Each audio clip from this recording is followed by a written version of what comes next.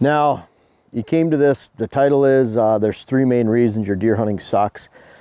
I could really care less how you hunt. A lot of times, we'll just go over this really quick, people are putting expectations on themselves because of what they see on the Outdoor Channel, or on cable TV, or on someone's social media and website, social media page, platform, whatever it might be. You're looking at XYZ hunter, they shoot this and you want to shoot that, and so because you don't, you think you suck. You think you're a bad hunter. And it's not about that. What I want you to do is to actually improve and be the best hunter you can be. And there's 3 main reasons I see that are keeping you from your potential. And I see this from hunters that have hunted whitetails for 40 years plus. So this isn't just for newbie hunters, new hunters. A lot of times people fall into the same traps, and they've been hunting the same way, and they've been hunting the same way for decades, and they just can't seem to improve, but it's because they're not changing anything. And really it's that harsh reality of you know what they're doing. And I look at, like, when you're on private land, if you're doing things great and right, you should shoot that mature buck, that target buck, 80% of the time over a 10-year period. That's what you should be. Now, if we go and set up a property, I tell people, you should shoot that 50% of the time, and then that should improve throughout the years as you really hone into what you're doing and improving your game. But a lot of it boils back to just plain hunting skill. And this video doesn't apply to if you have private land or public land, because these 3 items that you can improve on apply to anywhere a whitetail roams, anywhere that you're going to hunt. Well, talk about this location right here. It's one of my favorite locations on my property in Minnesota. Wouldn't matter if this was private land or public land. This is the backside of a bedding area. Now on private land it's different. Public land, you actually go out and find these locations and then you go back and hunt them. Private land, you can actually improve it. So this is a bedding area already. We've already burned this out. It's all switchgrass down, back and forth through this quarter, through this top. We've also hinge cut on the sides to allow sunlight into the switch, make sure sunlight gets in here. And that also puts hardwood regeneration and browse on the ground. We already have briars and shrubs in here, so there's a lot of food on this top for daytime bedding. Now, I say one of my favorite spots to hunt. We have a stand location right up here, and you can barely see it back in the red cedar. And we come into the back side of this and hunt. Now, there's a few aspects of this. And one of the reasons I came back here and I wanted to show you is that great hunting setup. You know, we have food way out there on this top, 100, 125 yards away. We're on the backside of this bedding, and then there's ag field in the distance from there. So when we come back in here, we're coming into a morning hunt, and we're coming in at a time when the deer aren't here. Now, I have a mock scrape here. We're not putting any scent on here. This just the deer use this as a mock scrape. They rub their preorbital gland scents on here. I don't want to touch it. I don't think it really matters though after a while. But they rub this with their preorbital glands. They leave their scent, and then they repeat that over and over again. If you're listening carefully, I went over the 3 things for the most part that you need to really watch out for. And I'll talk about out here. You know, obviously when we come out here, number 1, we're coming into this stand location very sparingly. We have lots of good setups here, but the bottom line is this is one of our favorite areas to hunt. Dante had a great hunt out here last year. Actually missed a buck right here. I'm not trying to tell on you, Dante, but that's what happened in this location. He had some fun sits. He saw Venti, a big buck we had. There was close to 20 points right over here when he exited this. One of our favorite spots. But we can't hunt this 20 times a year, because if we do, we ruin it. What does that go back to? It goes back to the age-old saying that's kept hunters from shooting big bucks for decades and generations, meaning you can't kill them from the couch. Frankly, if you're spending too much time off the couch, you're not going to improve as a deer hunter, because making cold, calculated, strategic ventures into the woods when you actually go out and hunt is how you consistently shoot mature bucks. You know, there's guys out there, they sit on a stand, they smoke a cigarette, and they shoot a buck every once in a while, and they're known as a great hunter. I'm talking about shooting the best bucks in the neighborhood almost every single year, sometimes more than one. The 2 best, the top, 2 out of the top 3 or 4 or 5. To find consistent success, you cannot hunt anytime you have a free time. Now, for those of you out there saying, well, I only have, weekends, that's all I can hunt. More power to you. And that's great. I understand that. I always had to plan my hunts around, I've been self-employed since 1999, believe it or not, way back in, it seems like a long time, 23 years. So I always had a family, still have a family, have kids, and I always had to plan my hunts around their schedule and around family schedule. So when I went hunting, I had to make sure I got the most out of my hunt. I was always self-employed, so I could plan when I wanted to hunt, not even in the deer industry. But it wasn't any different when I was in banking for 10 years too. I still had a certain amount of time off, and I had to choose my time wisely. When I come back to a spot like this, where I expect to shoot a nice buck often throughout the years, I'm going to do that because I'm leaving this alone. I'm not going to shoot a buck because I'm coming into this location and hunting over and over and over again, even on bad days. So I plan my time accordingly. I want to get the most of my sits. I don't sit a lot during the hunting season because I have a lot of other things to do. So when I choose to go take to a stand, I want to make sure it's a good day. That's why I developed the weather algorithm years ago in 2015, the Outdoor Life November issue. I wrote a big rut article in there about how I hunt the weather. I infuse that algorithm into HuntWise. That's how that predicts when to go hunt, and using HuntCast when we actually go in that and go into the woods, when's a good time to hunt. Doesn't mean you're going to see deer. It means if you have deer in the area, it's going to give you the highest potential on that day to see good buck movement, because bucks don't move during the daylight every single day of the season, unlike mature does and fawns, who are very consistent movers and have a very small, tight range. So number one, can't overhunt your stands. Spend more time on the couch. Do the opposite of the age-old saying that's kept people from shooting bucks and finding a great hunt for generations. Literally, that saying has saved a lot of deer because people think the more they go in the woods, the more success they have, and it's exactly the opposite.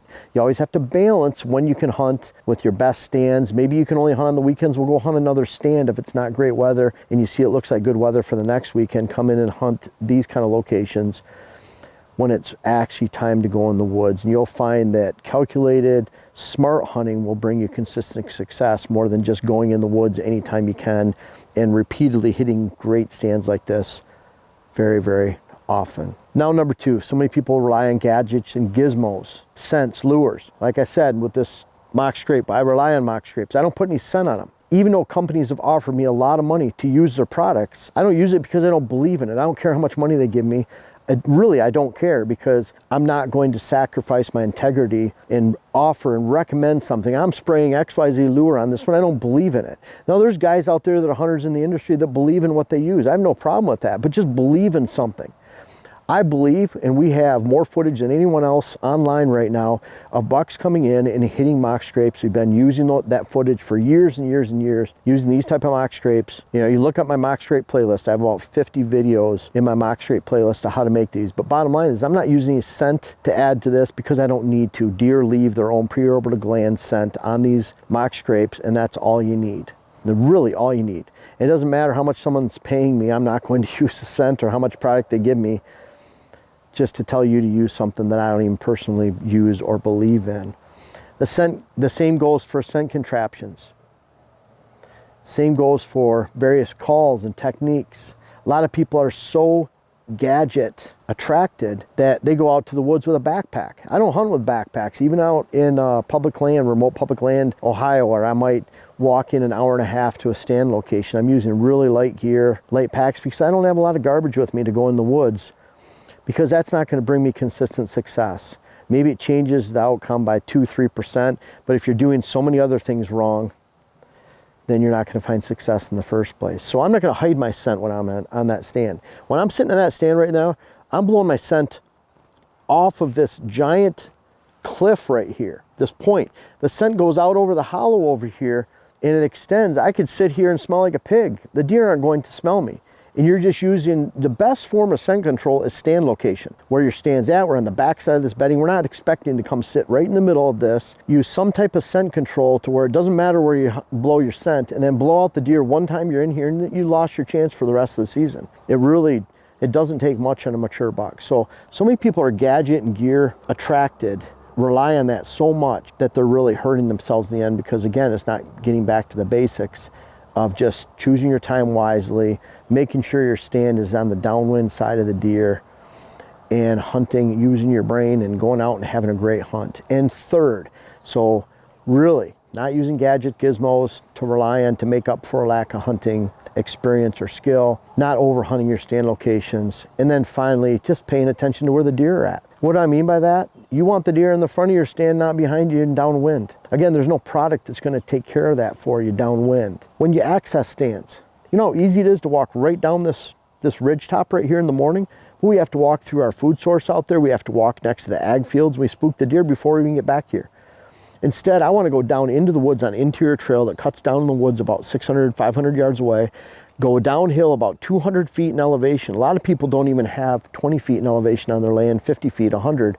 It's about 200 feet down there. So when we go down into the middle of the woods, away from deer, because they're not in the woods typically during the morning hours, they're out in the ag field somewhere, they're on our food plots, we're walking well around everything. I'm coming in the back door, getting on a point here where my downwind is protected, either on the steep bluff right here, or the thermals are going to take care of it out over the open draw here. So we're coming in at a time where we know the deer aren't in our access or a low probability. You're just playing the percentages.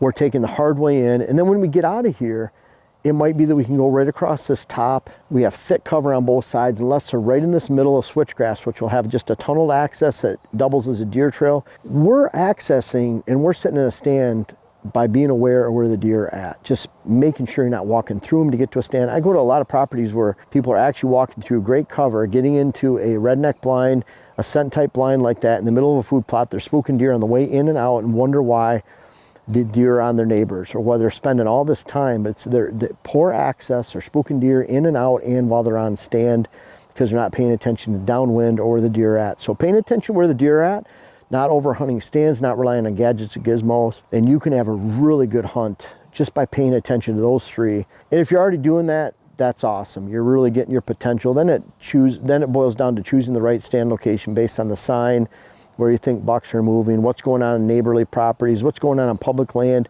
Public land is a little bit different because we can assign that these food sources we have on our own land here on private stay the same for the entire year. Public land, you're always looking for that next greatest food source of the moment. That food source might peak for 4 or 6 weeks. After that, those deer are going to be gone somewhere else. So that's a big difference. Those bedding areas can stay consistent on public land if the food source that supports those bedding areas is really still intact. So pay attention to those three factors and you can greatly improve your hunt. I encourage you to follow all our videos on here. We have so much whitetail strategy. That's what it's mostly based on. It's called Whitetail Habitat Solutions.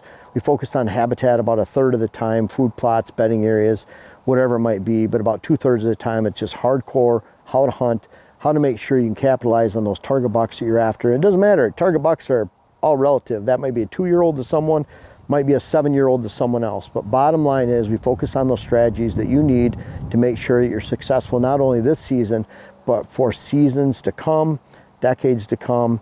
And that's really what it's all about. I just want to make sure that you're getting the best if you want more.